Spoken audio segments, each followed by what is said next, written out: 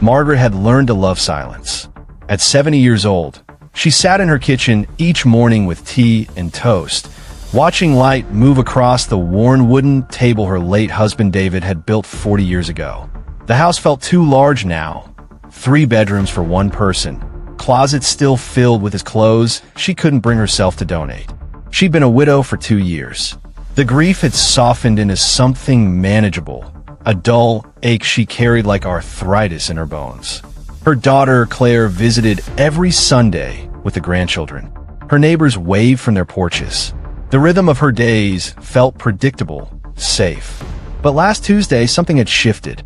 She'd been sorting through old photo albums when she found a picture she didn't remember keeping. Herself at 17, laughing in a way she hadn't laughed in decades, pressed against a boy with dark eyes and an easy smile. Thomas Bennett, her first love, before David, before marriage, before the life she'd built became the only life she could remember. She'd tucked the photo back between the pages and closed the album.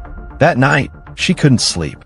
She kept thinking about choices made 50 years ago, about roads not taken, about the version of herself who'd disappeared so completely she'd almost forgotten she existed. The next morning, a friend request appeared on the Facebook account Claire had set up for her. Thomas Bennett. Margaret stared at the name for 20 minutes before her hand stopped shaking enough to click accept. She told herself it was just curiosity, just a harmless connection to someone from another lifetime. But somewhere deep in her chest, in a place she thought had closed forever when David died, she felt something stir that frightened her more than loneliness ever had. Claire had always been protective. Even as a child, she'd watch her mother with careful eyes, making sure Margaret ate properly, rested enough, didn't carry too much grief alone. After David's death, Claire's concern had intensified. She called 3 times a day. She managed Margaret's finances because numbers were never your thing, Mom. She'd even suggested Margaret move into their guest house. "You shouldn't be alone at my age," Claire had said, though Margaret suspected she meant I shouldn't have to worry about you alone at your age. Margaret loved her daughter fiercely. Claire was competent, successful, married to a good man. She'd given Margaret 2 beautiful grandchildren. Everything Margaret had sacrificed and worked for had led to Claire's stability, her happiness. So Margaret didn't mention Thomas.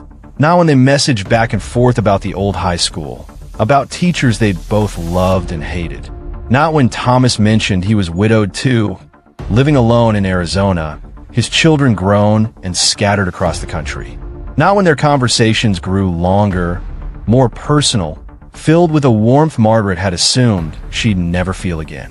"You seem happy lately," Claire observed one Sunday, arranging flowers Margaret hadn't asked for in a vase by the window. "Do I?"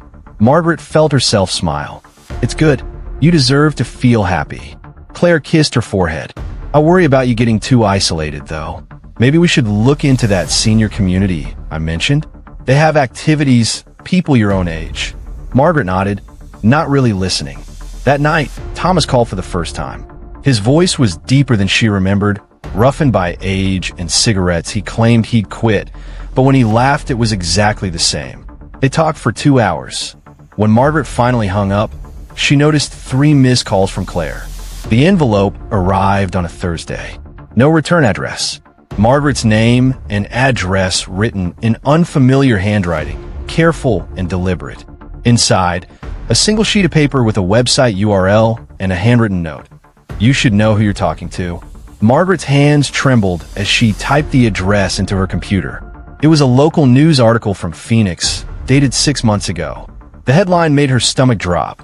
"Local man investigated an elder financial abuse case. Charges pending." She scanned the article once, then again, more slowly. A man named Thomas Bennett, 71, was being investigated for allegedly defrauding multiple widows he'd met through online platforms. The article was careful with language. Alleged, under investigation, no charges filed, but the implications were clear. Margaret closed the laptop. Her Thomas had never asked her for money. They'd only been talking for 3 weeks. Their conversations had been about the past, about loneliness, about what it meant to find connection late in life.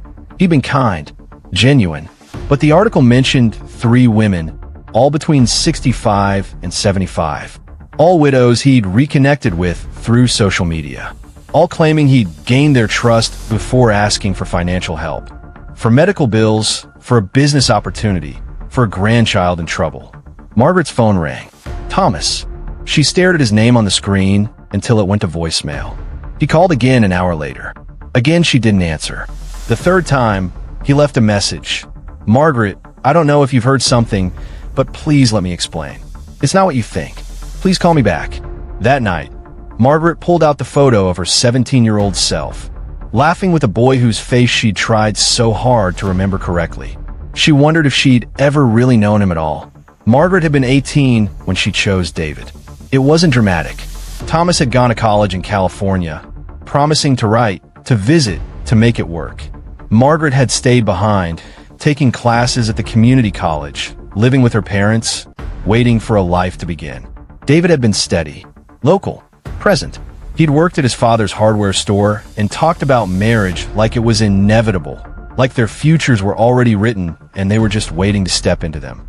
When Thomas's letters became less frequent, when his visits home stopped including her, when she heard through friends that he'd met someone at school, Margaret had let herself drift into David's certainty. Their wedding had been small. Thomas hadn't come. For years, Margaret convinced herself she'd made the right choice. David had been a good husband, a good father. They built a solid life. When she thought of Thomas at all, it was with a distant fondness reserved for childhood toys packed away in attics. But now, staring at that photograph, Margaret remembered something she'd buried. She remembered the last time she'd seen Thomas before he left for California. They'd been in his car, parked by the lake, and he'd told her he loved her, that he wanted to marry her someday. That distance didn't matter if you were meant to be together. And Margaret, 18 and terrified of waiting, of uncertainty, of being left behind, had said nothing. She let him go without telling him she felt the same. 3 months later, she'd been engaged to David. Had she spent 50 years punishing herself for that silence? Had she married David out of love or out of fear that she'd lost her only chance at it? And now Thomas was back, and she still didn't know which memories to trust. The ones that said he'd abandoned her, or the ones that whispered she'd abandoned him first. Claire arrived unannounced Friday morning. "We need to talk," she said, walking past Margaret into the kitchen. She set her laptop on the table with deliberate force. "I need you to explain this." The screen showed Margaret's bank account, her savings account, specifically the one David had left her, the one that was supposed to last her the rest of her life. Margaret's throat tightened. "Why are you looking at my accounts?" "Because I manage them, Mom. Because that's what we agreed after Dad died." Claire's voice was sharp with fear disguised as anger. "There's a transfer here. $5,000. To someone named Thomas Bennett." The room tilted. "I didn't," Margaret started, but Claire cut her off. "You didn't what?" "You didn't send money to some man you've been talking to behind my back?" "Mom, I see the Facebook messages. I have access to your email. Remember? You set that up for me." Margaret felt violated and foolish in equal measure. "You've been reading my private messages?" "To protect you." Claire's eyes were wet now. "Do you know what this man is?" "I looked him up. He's a con artist, Mom. He targets lonely widows. There are news articles about him." "I know about the articles," Margaret said quietly. "I didn't send him any money." Claire gestured at the laptop, then explained this transaction. Margaret moved closer to the screen. The transfer was dated 3 days ago. Wednesday evening, while she'd been in bed, trying to sleep, her phone turned off to avoid Thomas's calls. She scrolled up through the account history. 2 weeks earlier, another transfer. $2,000. Same recipient. "I didn't make these," Margaret whispered. Claire's expression shifted from anger to something worse, pity. "Mom, I know you're lonely. I know you miss Dad. But you can't. I didn't make these transfers, Claire." "Then who did?" The question hung between them. Margaret's hand shook as she scrolled further back. More transfers, smaller amounts, going back 6 weeks. All to Thomas Bennett, before she'd even accepted his friend request. Margaret looked at her daughter.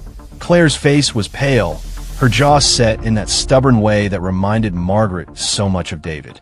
"You have access to my accounts," Margaret said slowly. "You manage my finances. Claire stepped back. What are you suggesting?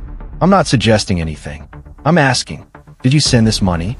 Why would I? Claire stopped, swallowed. You think I stole from you? Did you? The silence stretched between them like a wound opening. Finally, Claire whispered, I was protecting you. Margaret sat down before her legs could give out. Protecting me, she repeated, by stealing $7,000 from my account and framing a man I've been talking to? He's not just a man you've been talking to, Mom. He's dangerous. Claire's voice cracked. I saw the friend request. I saw how you were messaging him, how you lit up when his name appeared on your phone. You were falling for him. So you what? Decided to prove he was only after my money by giving him my money. I was going to expose him. Claire's hands were fists at her sides. I was going to show you what he really was. Men like him, they start with friendship, with romance, and then they ask for money. I was just speeding up the process. He never asked me for money. He would have. You don't know that. I know you, Mom. Claire's voice softened, became pleading. I know you've been lonely since Dad died. I know you're vulnerable. And I couldn't watch you get hurt by some predator who saw an easy mark. Margaret felt something cold settle in her chest. Is that what you think I am? An easy mark? That's not what I meant. How long have you been accessing my accounts? Reading my messages? Claire looked away. Since Dad died, you weren't thinking clearly. You needed help. I needed support, not surveillance. It's the same thing when you're grieving. I'm not grieving anymore, Claire. I was starting to live again. With him. Claire's voice turned sharp. With a man who's being investigated for elder abuse. With someone who remembered me. Margaret said quietly. Who knew me before I was your mother, before I was David's wife? Who reminded me I used to be a whole person with my own dreams. Those dreams were 50 years ago, Mom. And you took even the memory of them from me. Claire reached for her mother's hand, but Margaret pulled away. The transfers, Margaret said, can they be reversed? I already reported them. To the bank. As fraud. Claire's voice was barely a whisper. Thomas Bennett is being questioned. The police called it evidence in the ongoing investigation. Margaret closed her eyes. Somewhere in Arizona, Thomas, who may or may not have been the boy she'd loved, who may or may not have become the man the articles described, was being accused of a crime he didn't commit.